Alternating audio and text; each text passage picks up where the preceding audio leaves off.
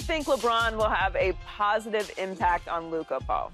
Absolutely, he's going to have a positive impact. You know, you can see it right there in that interview that Luka was watching and taking notes, saying LeBron is going to show up 10 hours. Now, I'm not saying, I know he was exaggerating that.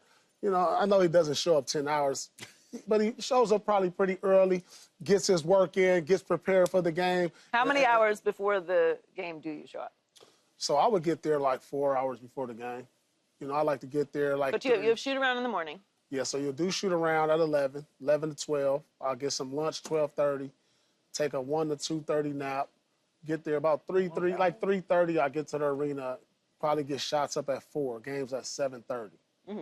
So I'll get my shots up, massage, tape, probably look at some game film. Then I get into a nice little zone, and I'm prepared to go.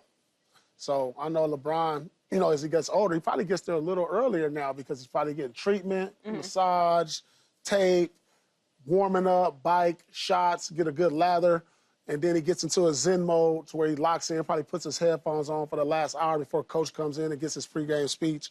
And so, you know, I think Luka is going to see all of that. He's going to see his practice habits, he's going to see his eating habits, and he's going to soak it all up because I used to watch when Kevin and Ray came, I would watch both of them now. And I took some game from them and put it in my routine. You know, Kevin would do certain things, and, you know, I would watch it. And he made me a better player, actually, just his preparation, his tenacity on the court, the things he did defensively, Ray's shooting. You know, I took some of his shooting drills, and it helped me become a better shooter, free throw shooter. So definitely LeBron is going to be a great influence on Luka in that aspect. Just his preparation alone, I think. And that's the one thing we talk about Luka. J.J. Redick said after the season, we got to get in championship shape. That obviously was directed at Luka because the Mavs felt like too much hookah, too much beers, or whatever he was doing. I don't know. That's just rumors. I don't know for sure. But it was, you know, people talk and say certain things and make excuses, but it still don't like take away the fact that he's out here giving you 30 every night. Every night. So if we're going to be looking at a Luka picking up on LeBron's habits, based on what he's already doing, this might be an MVP year for Luka. You know, it'll have some impact, I believe. There's no question about it, because whenever you have a veteran player that's doing all the right things, you can't help but take something from it, like Paul is talking about with KG and Ray. But he can't try to emulate the exact same routine. That's not going to work, because that routine for LeBron is built for LeBron. It's not built for anybody else. So just to take a little bit from here and there and put it in your back pocket certainly can go a long ways, starting with figuring out how to get into a certain type of shape. He ain't going to get in LeBron shape because first of all, he doesn't have the same body type. So that's not going to happen. But just taking a little bit here and there, you could certainly learn from that. No question about it. I think he will. It depends on how much longer LeBron is going to be a Laker and still be playing in the NBA for him to even grasp even more, you know? And so it'll be fun to see this upcoming season. I got the Lakers winning the championship, though. But go ahead, Joy. Wait, this year? This couple seasons? Wait. This up-and-coming season? Slide that in at the end. Nah, you can't be letting this dude play 2K. Man, get this dude off 2K. Listen, we want Luka to have muscle so bad. Not gonna happen. It's not built. Look at that. I think Look, he ain't got no definition nowhere to be seen. And it's dropping 30. And giving you 30. 30 every night. I think that he will have a positive impact on Luka. I don't know how you can spend significant time around one of the greatest, if not the greatest player in the history of the sport that you play and not learn something from him. And he's not just any, you know, all-time great. He's one of the best ever when it comes to taking care of his body, what he eats, how he recovers, how much water he drinks. Like, everything is down to a science. So, and that's been a part of why he's had such an incredible amount of longevity. So it's not even just the shape that LeBron's in. He's always ready to play and has taken such amazing care of his body. We know how much he spends on that.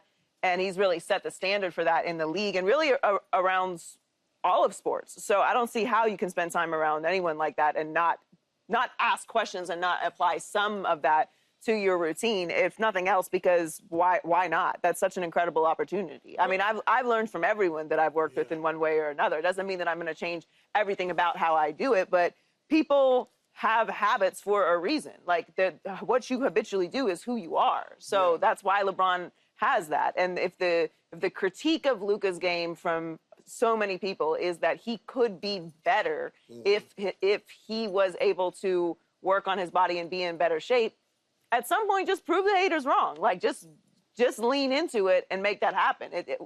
I know we talk about whether his defensive end is him being in shape or effort. You say a lot of the time that it's effort. Maybe it's a combination of both. Listen, this is what I would do if I was Luka. At some point this summer, I'll be like, hey, LeBron, I'm going to be in town for the week. I'm coming to L.A. if he's not already living here for the summer. Just give me 1 week when you start working out, when you come back from your vacations and all that, the family time. Give me 1 week with you to where I can just kind of see your routine. I will shadow him, like whether they get up at 4 or 5 in the morning, they do their conditioning, to breakfast, to massage, to ice bath, to recovery, to back to the gym. I'm going to follow him for 1 week. All right, I'm out. I'm going to pick up on something out of that. Yeah. That's all he needs. You know, you ain't got to be around him every day. You already see it in practice, but when you go behind the scenes, because this is where the real work is, the summer. That's where you really, what LeBron puts out on, the product he puts out on the floor during the regular season starts in the summer. You know, that's why he's prepared and he's strong and he can go up and down for 82 games at the age of 40. It starts, and so that's the part I want to see, because that's the part that retires you when you don't want to do that part no more. And that's the book. This is just the cover when you get on the court. This is the real book, the everyday struggle. So that's the part Luka should come and see how he prepares and gets ready for the regular season. Yeah, who was it that said you pay me to play on to practice? I play on Sunday for free. Someone said that. A lot of people do that. Yeah. No, I'm saying a lot Somebody of people, originally said it. No, I know, but a lot of, you know. But isn't that what retired you? Is not wanting to do the work in the summer? It was just got too mentally draining for me. I didn't want to get up at 5 in the morning. I was like, the sand dunes? Let me lay back down, put the alarm on. Alarm go back off. Do I got to keep doing this? No, I'm good. You get up to work out now, though. Different. It's different because that's 1 hour. And it ain't really a whole full hour. Right. That's 1 Taking hour. breaks for social media. Social media breaks.